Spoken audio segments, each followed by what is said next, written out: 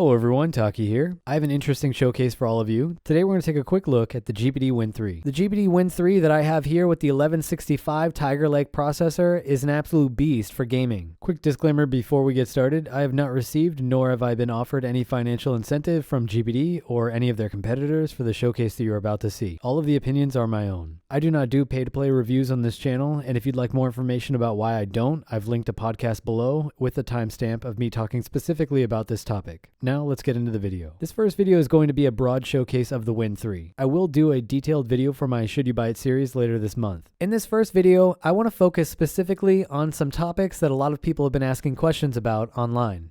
Let's start off first by talking about the overall build and layout of the device. Unlike the Win 1 and the Win 2, the Win 3 does away with the clamshell design and opts instead for this reimagination of an old UMPC design from over 10 years ago. With this new design, we have a sliding screen that reveals a keyboard underneath. The casing and color of the Win 3 are largely the same as the Win Max of last year, but there is a second color option that I don't have. Staying true to fashion, the Win 3 also comes with a controller layout the company has yet to use in any of their other products. I left myself open to the idea of being wrong about this choice of controller layout, just like I did with last year's Win Max, but that largely hasn't been the case this time. Initial designs of the Win 3 had it sporting an Xbox style, but that has changed for this Wii U layout that you see here. The reasoning behind this choice was that it allowed for the fingerprint reader to be in the bottom right-hand corner of the device, and so that the keyboard wasn't hindered when you wanted to type on it. I'm going to examine that in just a moment, but first I want to talk specifically about this change. When you go through the design process and the manufacturing stage of a handheld like this, you always have to make compromises. Of the companies that I actually have the ability to influence or that are open to being influenced, I always stress the importance of not sacrificing a 99% use case of a device to satisfy a 1% one.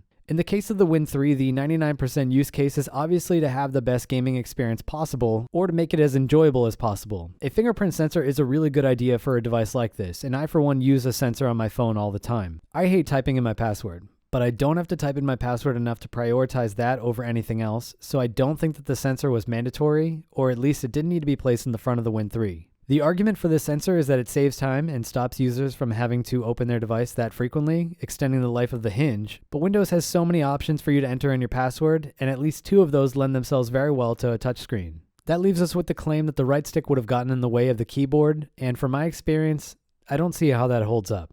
If you take a look at where my hands are at this moment, I would not be hindered by having a stick on the bottom instead of on the top. I really have to exaggerate my hand placement to even have a remote chance of having to deal with this minor annoyance. And all of this is even assuming that the keyboard is worth using in the first place. Even though I've said all of that, it doesn't mean that the control layout that they're using is necessarily bad. It's just not as good or as comfortable as it would have been with their original design.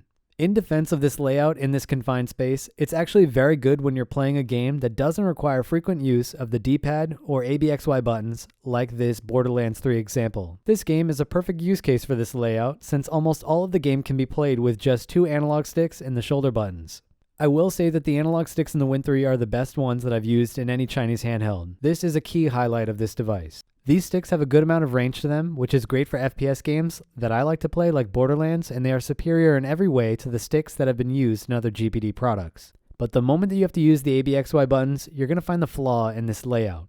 This flaw will present itself in the discomfort that you will feel as you quickly try to reach for a button in the initial days that you are using the device, and then later on as you have to completely change your hand placement to fit the device instead of the device fitting you. This isn't even taking into account all the times that I still hit the screen and a button while I'm trying to press the X button, and each time I do, it just feels bad. I'm now past the point of discomfort because I have built up some muscle memory on the best ways to hold the device to be able to use it, and I will say that I also don't need to go as drastic as balancing the entire unit on my two fingers to use the bottom half of it. I'm just disappointed that with controls this good, and I have to stress that they are good, the overall experience isn't better. Let's move on over to talk about the screen. The Win 3 uses a 5.5-inch 720p display. GPD has used a screen this small before in the Win 1, but I've never owned or used that device. My only experience with screens this small are from the Micro PC and the Win 2, but both of those use a 6-inch screen. I didn't think that a difference this small would make such a big difference, but it actually does. Text in games appear so much smaller on the Win 3 than they do on the Win 2. This difference isn't enough to make the device impossible to use. The experience just isn't as good as it was on the Win 2, and that's a clear regression, especially with the wasted space in these bezels. The second thing that I wanted to talk about is actually something that GPD has stated that they are already in the process of improving. The screen in this prototype is far too blue. I've had to resort to using the Windows nighttime mode as a quick solution because the panel looks so bad in this prototype stage. If they can manage to bring the blue level down, there shouldn't be any other issues with this screen. Now let's talk about the keyboard. The Win 3 uses a glass screen instead of a physical keyboard that they've used in all their other products. As others have stated, this keyboard is really bad. It's so bad that I would rather use an on-screen keyboard on the 5.5-inch screen instead of sliding this open to use it in almost every case. To GPD's credit, they have stated that they're already going to fix one of the main issues with the keyboard of ghost inputs, so I won't bother going into it here. The real issue with this keyboard is that the layout is terrible for any real or extended use. In practice, it is very easy to press the wrong button when you're typing something, and the haptic feedback that you get when you press a button isn't enough to make up for not having a physical key. In its current state without predictive text, this keyboard is a primitive form of the typing experience that you all have on your phone, with the added handicap of having to reach over the width of the controls to get to the keys. The only real reason that I ever use this keyboard is to type in passwords, but this is near impossible whenever you're typing in a field that is starred out without the ability to see the text that you are typing.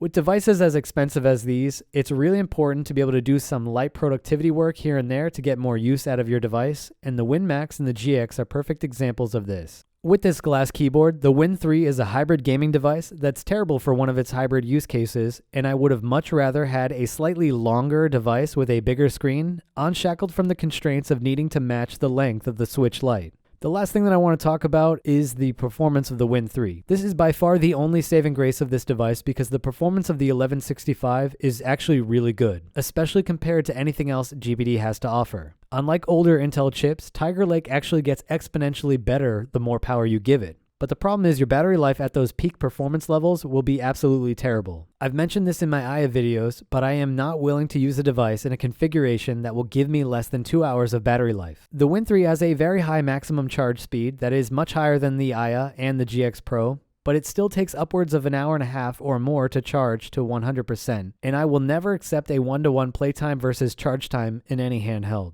It's also important to note that much of the footage that you've seen on YouTube thus far is of the device running at these higher TDP levels that I would personally not use. For the sake of my review, I will showcase how some games run at higher TDPs just to illustrate the kind of performance that you'd get in a docked scenario. I just think that this is a lot of money to spend if your primary use of the device will be in its dock stage because you'd be better off with a laptop. I personally use 15-watt TDP because that gives me just over 2 hours of battery life in AAA games with good performance. This TDP gives you essentially the exact same performance that you'd get on the 1160 in the GX Pro and allows you to beat out the Aya Neo on benchmark scores. It's also worth mentioning that at 15-watt TDP, you are able to eclipse anything that the Win Max can do even at its highest TDP level. Speaking of the Win Max, the Win 3 uses the exact same cooling solution, which is in a stark contrast to the cooling solution used in the Win 2. The Win 3's fan can easily handle up to 30-watt TDP without heating up too much, so I really don't see how others have commented that the device was too hot to hold. Even if I had this device at 35-watt,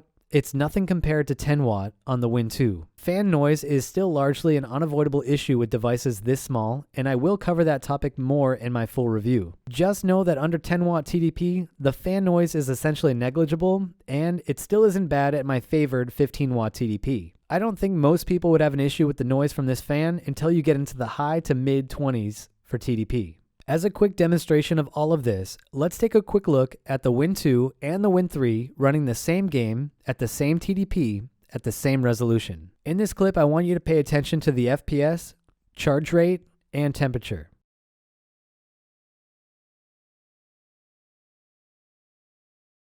Now I want to showcase the sound from the fan of both devices, starting off first with the Win 2.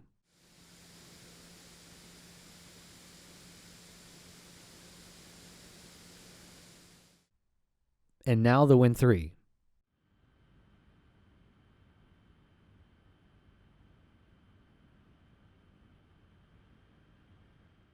Hopefully now you understand what I mean when I say the cooling system in the Win 3 is a large improvement. The last thing that I want to do in this showcase is to take a look at a collection of AAA games running at 15-watt TDP. All of the games that you will see here are being played at their lowest graphics settings just to keep things consistent among my videos. For this first game, I will just illustrate the difference in 15-watt to the higher wattages that you've seen in other gameplay recordings so you can see the impact and performance on battery life for yourself. Here's our first game at 15-watt TDP.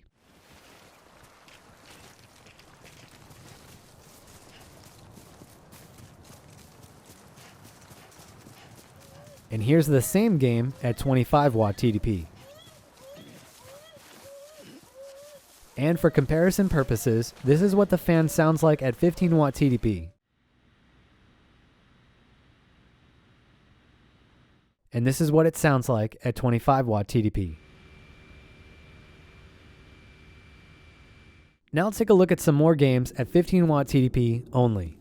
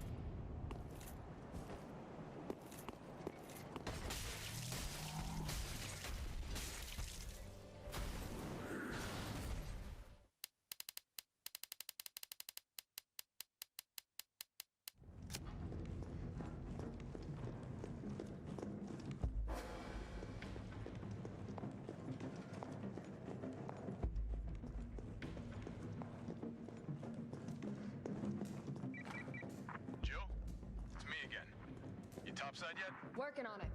So what's the plan?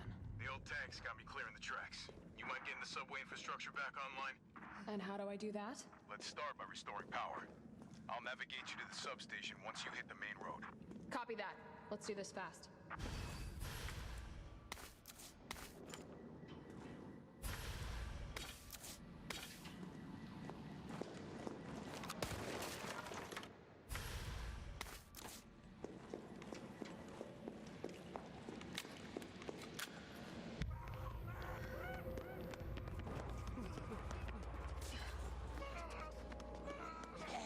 We're survivors.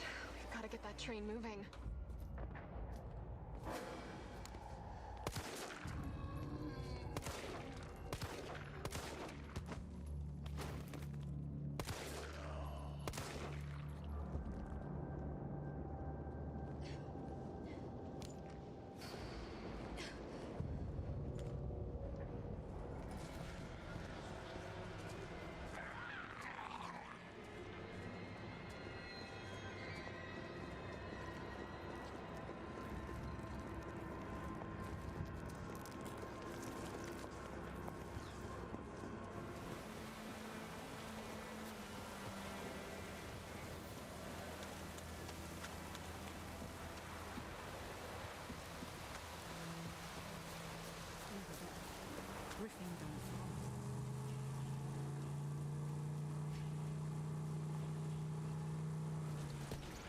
You should back away.